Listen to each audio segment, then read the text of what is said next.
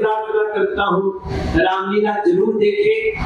और अंतिम में मैं सिर्फ इतना कहना चाहता हूँ कि हमारे परशुराम मैं कर रहा हूँ।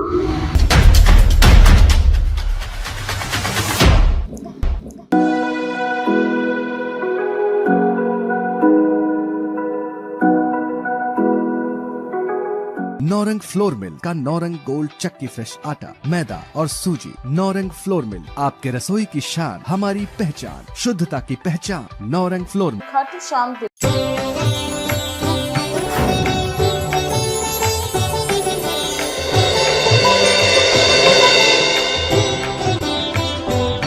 नमस्कार, आप देख रहे हैं न्यूज 81 का खास कार्यक्रम भक्ति वंदना और मैं नेहा आज आपको लेकर आई हूँ लाल किला मैदान में। जैसा कि आप देख पा रहे हैं, पीछे आप बोर्ड देख पा रहे होंगे, यहाँ पर बैनर लगे हुए हैं लवकुश रामलीला कमेटी के द्वारा जो रामलीला कराई जाती है हर साल। ये जो अपना लाल किला मैदान है यहाँ पर, और आज वही प्रेस वार्ता होने वाली है। सारे ही कलाकार आपको दिखेंगे यहाँ पर और सुनने में आया है कि सांसद मनोज तिवारी जी भी यहाँ पर आने वाले हैं और वो भी कुछ बहुत प्यारा सा किरदार निभाने वाले हैं। तो बने रहिए इस वीडियो में और हम आपको दिखाते हैं और मिलवाते हैं हर किरदार से। पहले भी हमने इसकी जो प्रेस कॉन्फ्रेंस हुई थी उसको हमने कवर किया था, उसमें भी हमने किरदारों से बात की थी, लेकिन आज बहुत सारे किरदार आपको यहाँ पर देखने को मिलने वाले हैं। बहुत ही प्यारे प्यारे चेहरे आपको देखने को मिलने वाले हैं। तो आइए मिलते हैं उनसे, बने रहिए इस वीडियो के साथ।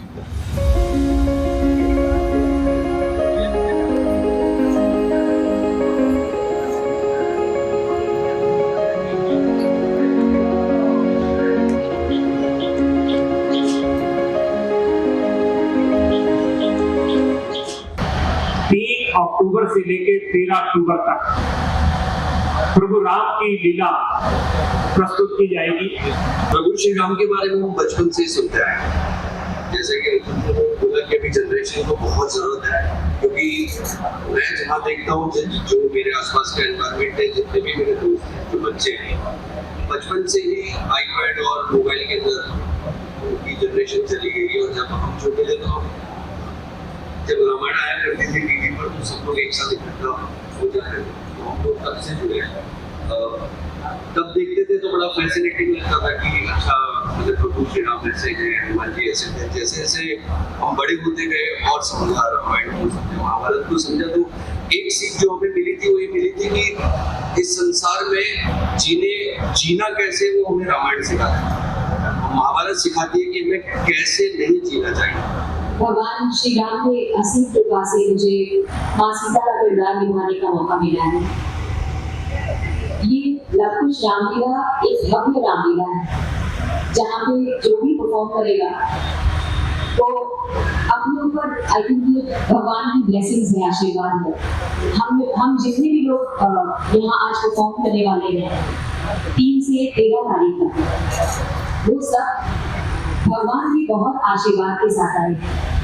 और मुझे भी माँ सीता का किरदार निभाने का मौका मिला, उसके लिए मैं अर्जुन जी का बहुत धन्यवाद करती हूँ। इसीलिए मुझे ये सौभाग्य प्राप्त हुआ कि मैं इस भूमिका को करूं, और मुझे खुशी इस बात की ज्यादा है कि इस राजा जनक के दरबार में जब परशुराम गदेंगे तो वो हमारे मनोज तिवारी, इसलिए मुझे इस बार इस भूमिका में आने में और आनंद आया। सभी को इसका अर्थ समझा जाती है। सिया राम मैं सब जग जानू। तुलसी बाबा कहते हैं मैं सीता और राम से युक्त ही संसार को देखता हूँ। करहु प्रणाम जोड़ी जुर्फानी, मैं उनको दोनों हाथ जोड़ करके प्रणाम करता हूँ। हमारा सौभाग्य है। मर्यादा का प्रश्न मत उठाइएगा, क्योंकि हम लोग चरित्र निभा रहे हैं, मगर किसी भी रूप में राम सीता के बगल में बैठने का मौका मिले तो कहीं न कहीं भाग्य हो जाता है। इस प्रेस कॉन्फ्रेंस में जिस रामलीला के डायरेक्टर हमारे प्रवेश भाई बहुत ही चर्चित है, जिसके कर्ता धर्ता आदरणीय सुभाष गोयल जी और अर्जुन गुप्ता जी, इन दोनों के लिए मेरे पास शब्द कम पड़ जाते हैं। अभी जैसे विजेंद्र भाई ने बताया कि 88 से शुरू हुई रामलीला, 1988 से आप कितने पत्रकार तो पैदा नहीं हुए होंगे, लेकिन रामलीला चल रही थी, चल रही है और चलती रहेगी। हिमांशु सोनी जी बहुत बड़े कलाकार हैं, समीक्षा भटनागर जी बहुत बड़ी कलाकार हैं, ये टीवी और फिल्म के आर्टिस्ट हैं लोग। लेकिन आज जिसको भी आप कह दीजिए रामलीला में रोल करना है तो कोई भी देश का कलाकार ना नहीं करेगा। ये कैसे हुआ? ये हुआ है भारत के जागरण से। इसलिए मेरे भाई बहन, मैं आज के प्रेस कॉन्फ्रेंस में लौह कुश रामलीला को धन्यवाद करते हुए कि हम एक बार फिर से इसको, जो लोग अभी तक राम से नहीं जुड़े उनको भी जोड़ेंगे। बच्चे अगर झूले के बहाने भी आ जाएंगे, कुछ खाने के बहाने भी आ जाएंगे, तो हम उन्हें राम से जोड़ देंगे। इसलिए मैं प्रार्थना करता हूँ ज्यादा से ज्यादा संख्या में आइए। लौह कुश रामलीला 3 तारीख से शुरू हो जाएगी, 12 तक चलेगी, 13 तक चलेगी, राज्याभिषेक भी होगा। तो ऐसे में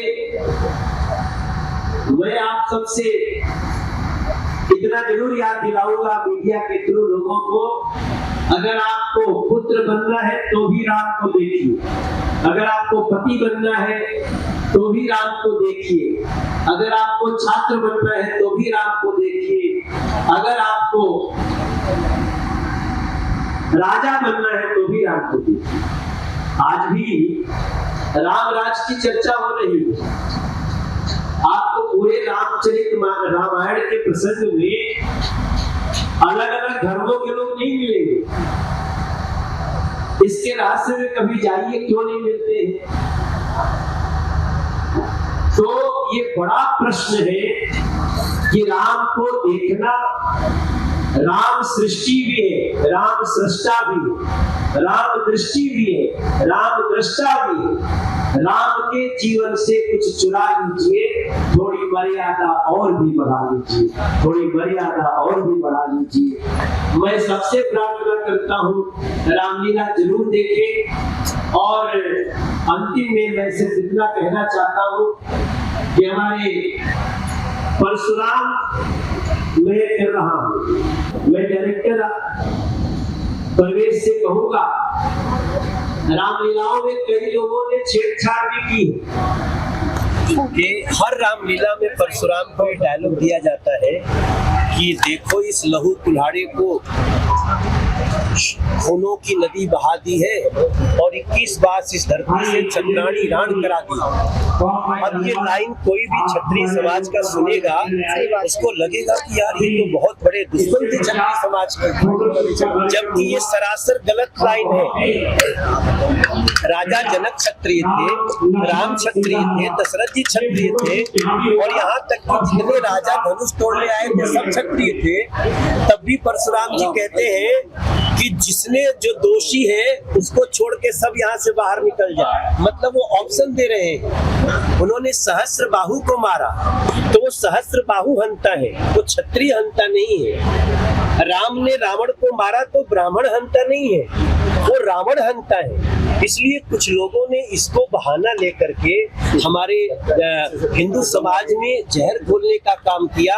मैं रामलीलाओं से प्रार्थना करता हूँ कि ऐसे ऐसे डायलॉग जिन लोगों ने भी धोखे से पिरो दिया है उसको शुद्ध करें। और रामलीला का जो मूल भाव है कि तो राम जन जन के हैं, माँ शबरी की प्रबल प्रतीक्षा, मर्यादा के धाम जन जन के हैं राम। तो मैं ये कह रहा हूँ कि रामायण के साथ में देखो, जब रामायण की पहली प्रति रामचरितमानस की छपी, उसके 200 साल बाद गीता प्रेस ने छापी है, तो उसमें अगर कुछ छेड़छाड़ हो गया होगा, मैं तो चाहता हूँ इस पे टीवी पे डिबेट हो। देखो, छेड़छाड़ उन्हीं ने कराई है जिन लोगों ने भारत की शिक्षा संस्कृति में छेड़छाड़ कर दी। भारत की गुरुकुल शिक्षा कहाँ गई? भारत की सांस्कृतिक शिक्षा कहाँ गई? किसने ये नियम बनाया कि भारत में रामायण स्कूलों में नहीं पढ़ाया जा सकता? मैं बहुत विनम्रता से, मैं सभी धर्मों का आदर करता हूँ, लेकिन दूसरे धर्म पढ़ाए जा सकते हैं, लेकिन हिंदू धर्म का कोई भी पुस्तक या पाठ्यक्रम या कथा नहीं पढ़ाई जा सकती। ये किसने 30A और 30 एक्ट 30 और 30A, इस पे थोड़ा सा चर्चा हो, इसको आगे करिए। मैं तो देश की सरकार से अभी लिखने जा रहा हूँ कि 30 और 30A को डिमोलिश किया जाए। सभी को अपना धर्म अपने बच्चों को बताने की, पाठ्यक्रम में लाने की आजादी होनी चाहिए। विजेंद्र सर, कैसा लग रहा है? आप राजा जनक जी का कैरेक्टर कर रहे हैं, क्या कहना है आपको? मुझे बहुत अच्छा लग रहा है जी, और बहुत मार्मिक दृश्य है। राजा जनक की भूमिका बहुत ही मार्मिक है, बहुत संवेदनशील है। जी, और एक राजा का वियोग भी इसमें देखा जा सकता है, जब कोई धर्म को नहीं तोड़ पाता है, तो पिता की चिंता भी राजा जनक दिखाई देती है। अच्छा लगेगा। आज के जमाने में जिस तरह की माहौल चल रहा है, तो जनक जी अगर होते तो उनको किस तरह का डर होता? नहीं, देखिए आज भी पिता की भूमिका तो राजा जनक के समय जो थी वो ही आगे। बहुत सौभाग्य की बात है मेरे लिए, क्योंकि राजा जनक का जो चरित्र है, जो कैरेक्टर है, वो एक पिता के रूप में है। और जब धनुष बाण नहीं टूटता है तो फिर राजा जनक की जो चिंता है, जो वियोग है पुत्री के विवाह के ना होने का, वो मार्मिक दृश्य है और वो चिंता साफ रूप से प्रदर्शित होती है। तो ये आज के परिप्रेक्ष्य में भी उतना ही महत्वपूर्ण है जितना कि श्री राम के रामायण के युग में था। तो हजारों हजार वर्ष के बाद भी हमारी संस्कृति, सभ्यता, जिसका अपना एक स्थान है, पिता और पुत्री का जो एक संबंध है, वो इसमें दिखाई देता है। और फिर जो खुशी के आंसू जब श्री राम धनुष तोड़ते हैं तो वो भी इसमें दिखाई देते हैं। अब हमारे साथ लवकुश रामलीला कमेटी के रावण जुड़ चुके हैं। तो सर, रावण का किरदार निभाकर, मतलब रावण का जो किरदार है वो आपको किस तरीके से चुनौती देता है, या किस तरीके से आपको रावण का किरदार निभाना चुनौतीपूर्ण लगता है?